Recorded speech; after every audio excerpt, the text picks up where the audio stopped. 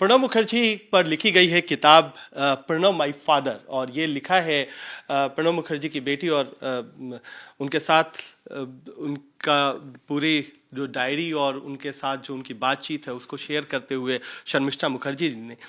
शर्मिष्ठा जी, आपने एक किताब लगभग 400 पेज की किताब लिखी है और उसमें बहुत सारी चीज़ों का जिक्र है।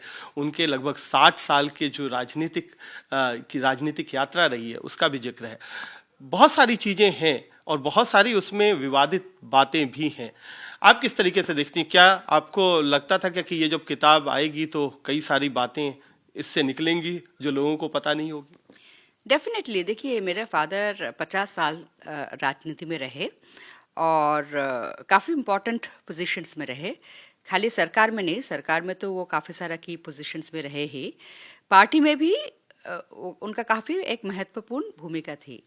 तो ये जो ओवर द 5 डेकेड्स 50 साल तक उनका जो एक बहुत ही क्लोज क्वार्टर से राजनीति को देखना, और उनकी हैबिट थी वो मेटिकुलसली डायरी लिखते थे और वो डायरीज मेरे पास छोड़ गए।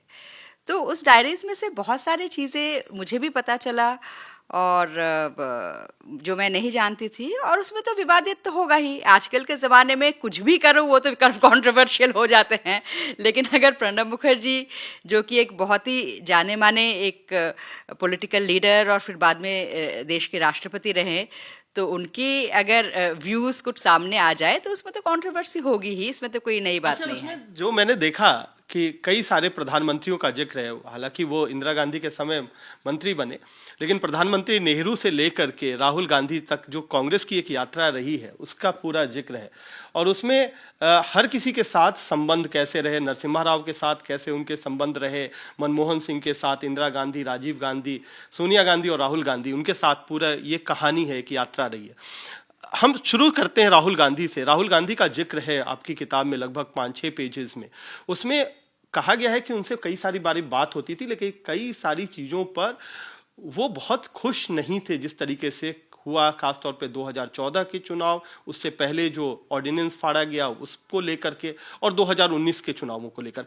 क्या आपको उनकी डायरी टटोलने से मिलता है, खासतौर पे इस फेज के दौरान कैसा उनकी सोच थी? देखिए, राहुल गांधी का उनका शायद पहला जो मुझे याद आ रहा है, first reference of Rahul Gandhi ji का उनका समवेयर यूपीए 1 की एंड में, जब इलेक्शन स्ट्रैटेजी तैयार हो रही थी तो कोई सीडब्ल्यूसी मीटिंग में राहुल गांधी जी ने काफ़ी मतलब वो कोalition नहीं चाह रहे थे तो काफ़ी स्ट्रांगली बोला। तो मेरे फादर ने उनको कहा कि आप इसको और भी लॉजिकली और पुट कीजिए और इलेबोरेट कीजिए कि क्यों आप नहीं चाह रहे हैं। तो राहुल गांधी जी ने बोला कि मैं आपसे आके मिलूंगा।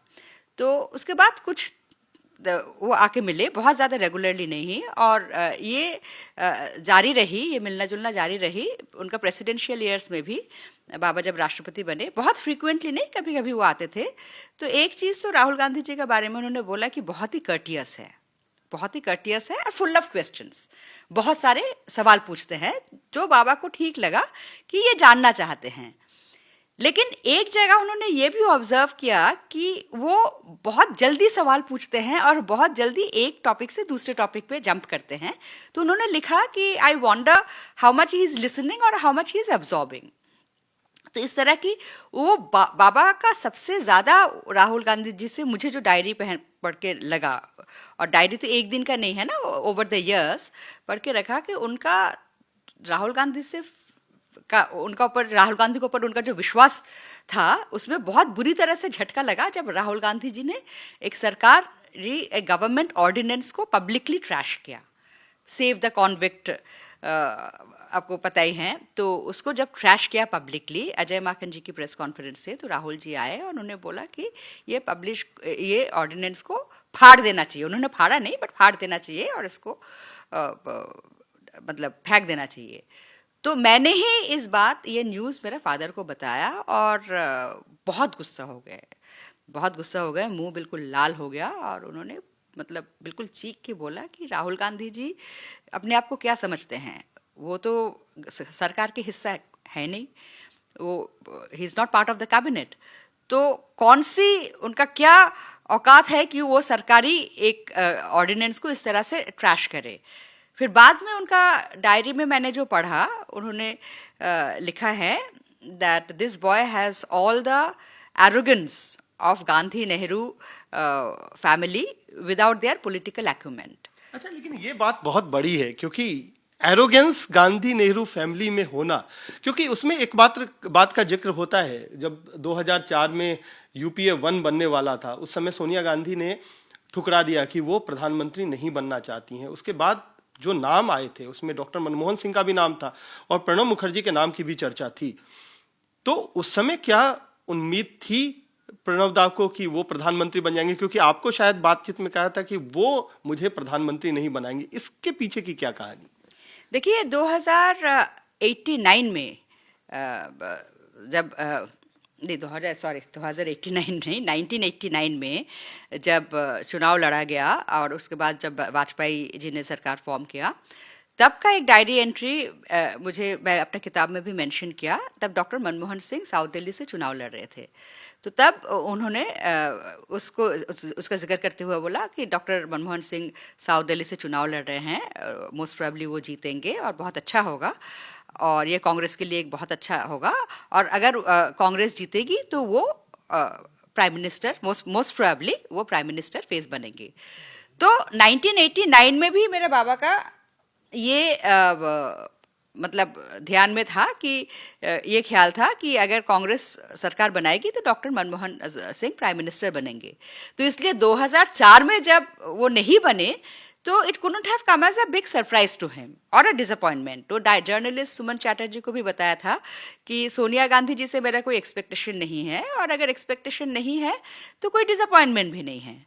सो ये बात नहीं कि उनको बहुत डिसअपॉइंटमेंट हुआ, लेकिन ये बात सच है कि डेफिनेटली उनका ख्वाहिश था प्रधानमंत्री बनने का। उन्होंने एक बार मुझे बोला, मैंने बोला कि तुम बनना चाहते हो प्रधानमंत्री? He said of course. ये तो कोई भी politician, any politician worth his salt, जो मतलब वो उनका ये ख्वाहिश होता है तो डेफिनेटली, लेकिन अगर मैं बनना चाहूँगा डज नॉट नेसेसरीली मीन कि मैं बनूंगा। सो मैंने बोला कि तुम सोनिया गांधी जी से बात क्यों नहीं करते, तो इससे क्या बात करें। फिर उन्होंने बहुत स्मार्टली बात को घुमा दी कि मैं तुम्हारी तरह थोड़ी ना हूँ कि अगर कोई चीज़ नहीं मिलता तो तुम बिल्कुल एक रकस क्रिएट करते हो।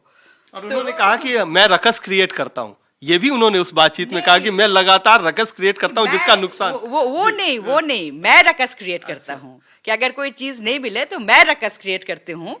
तो मैंने बोला कि मैं रकस क्रिएट करती हूँ, थोड़ा गुस्से में। हाँ, अपने माँ से पूछ कि अगर तुझे कोई, तो उन्होंने बात को टाल दी, बात को घुमा दी। एक बात इसमें और जिक्र आता है कि चूंकि सोनिया गांधी की बात हो रही है और उससे पहले जो प्रधानमंत्री थे नरसिम्हा राव, उस समय नरसिम्हा राव को लेकर के बहुत मनमुटाव भी रहा गांधी फैमिली और नरसिम्हा राव को लेकर के, उसकी भी बात आती है।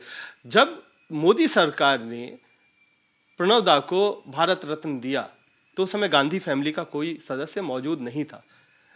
आपने तब भी कुछ पूछा था प्रणब दा से कि आपको क्या बुरा लग रहा है गांधी फैमिली नहीं आ रही है, और उस समय नरसिम्हा राव का जिक्र आया था। क्या था वो पूरा मामला? देखिए, नरसिम्हा राव जी का साथ बाबा का काफी घनिष्ठ संबंध थे इंदिरा जी का टाइम पे, और जब कांग्रेस आई, एक स्प्लिट हुआ होके कांग्रेस आई बने, तब नरसिम्हा राव जी मेरे फादर सब इंदिरा जी के साथ रहे, संघर्ष करे।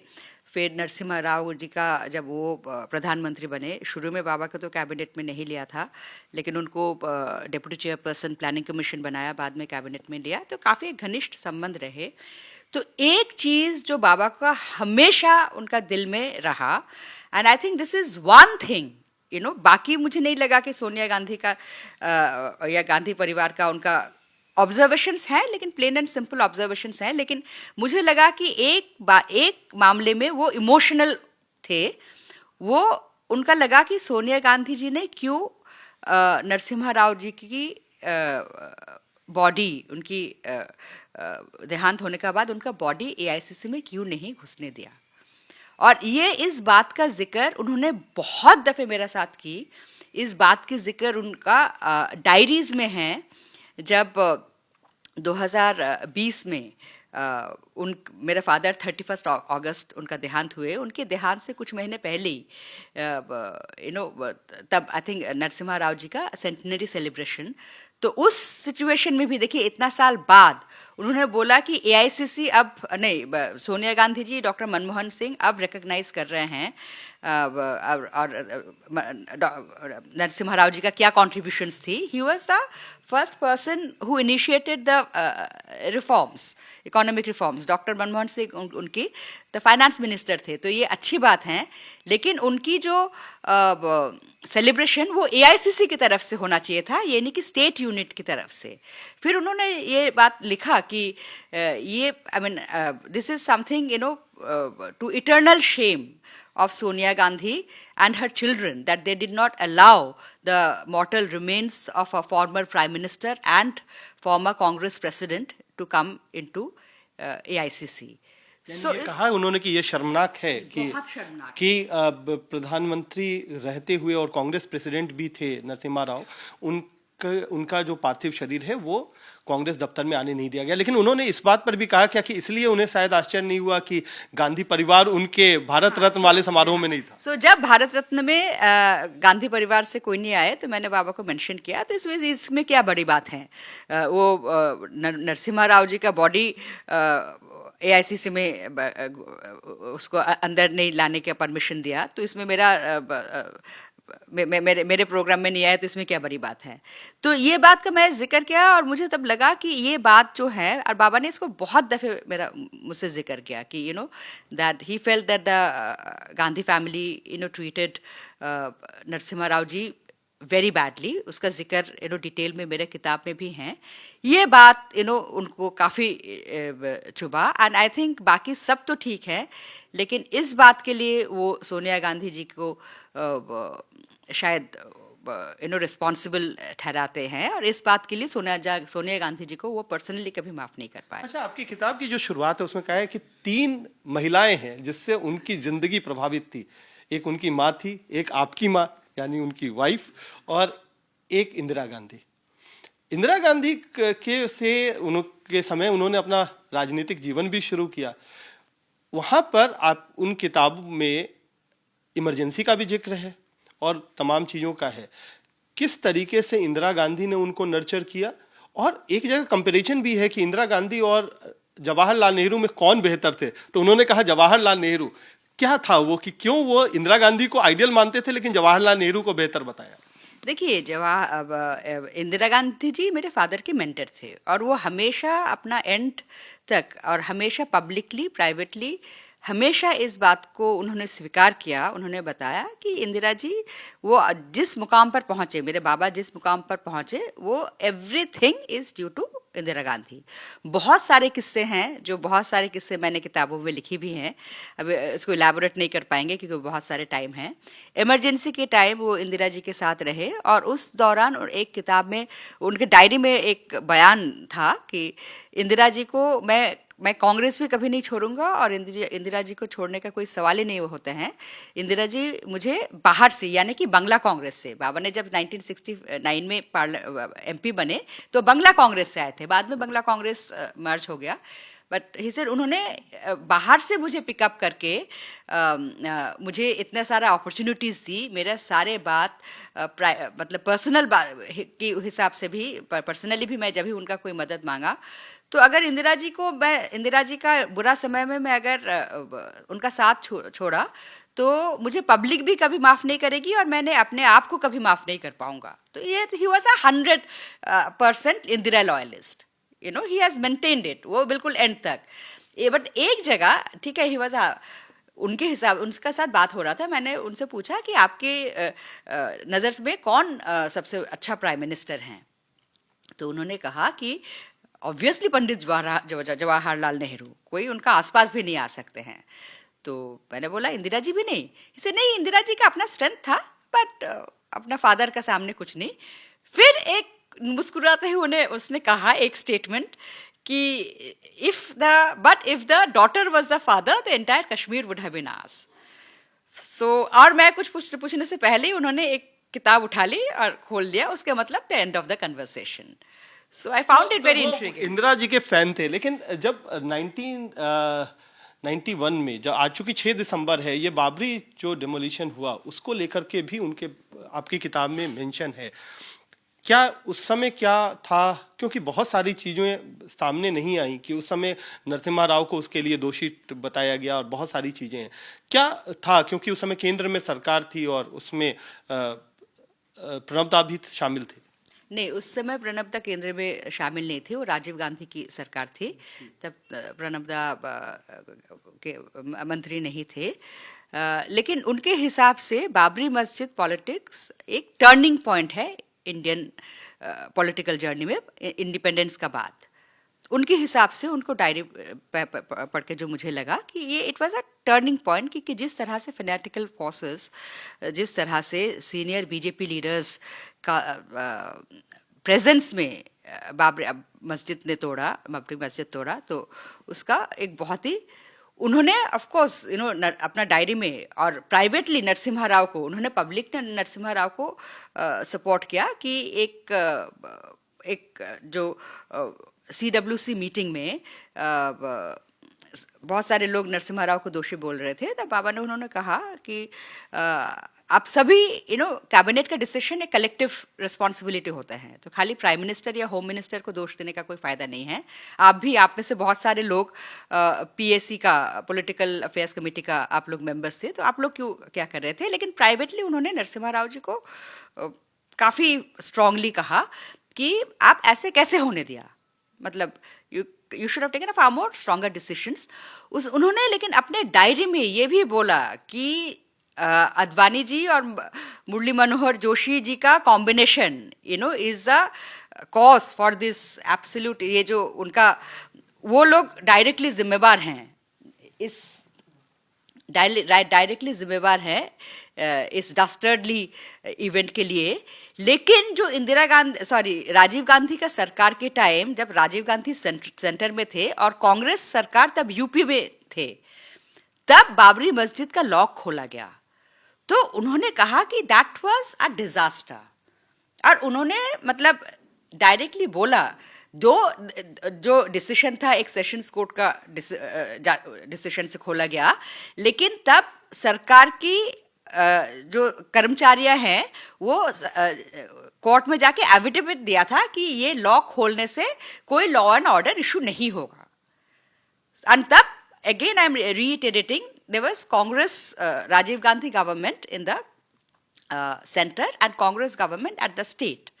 So डायरी में बाबा राजीव गांधी, अरुण नेहरू जी का काफी क्रिटिसाइज किया, और उनको लगा कि खाली उनको नहीं, ये तो पॉलिटिकल एनालिसिस कि शाहबानो का केस में जो राजीव गांधी ने शाहबानो का सुप्रीम कोर्ट जजमेंट को एक एक्ट की द्वारा उसको ओवरटर्न किया गया, उसका एक बड़ा इफेक्ट एक खासकर मिडिल क्लास, एक लिबरल हिंदू मिडिल क्लास में उसका पड़ा, इसका नेगेटिव इम्पैक्ट पड़ा। अब उसको इक्वलाइज करने के लिए ये लॉ खोला गया, बट मेरे फादर के हिसाब से ये बहुत ही गलत डिसीजन था, ये बहुत ही गलत डिसीजन था। तो कई सारी चीजें, कई सारे जो उनके पूरे 50 साल की पॉलिटिकल जर्नी में जो घटनाएं हुई, जो बातचीत हुई, जो उनके संबंध रहे अलग अलग प्रधानमंत्रियों से, अलग अलग नेताओं से, उसका जिक्र है और उसको बखूबी समेटा है शर्मिष्ठा मुखर्जी ने अपनी किताब में। तो 11 दिसंबर को उसका आधिकारिक लॉन्च है और उसके बाद यह किताब सबके लिए उपलब्ध होगी। कैमरामैन प्रेमचंद मिश्रा के साथ कुमार कुणाल, दिल्ली आज तक।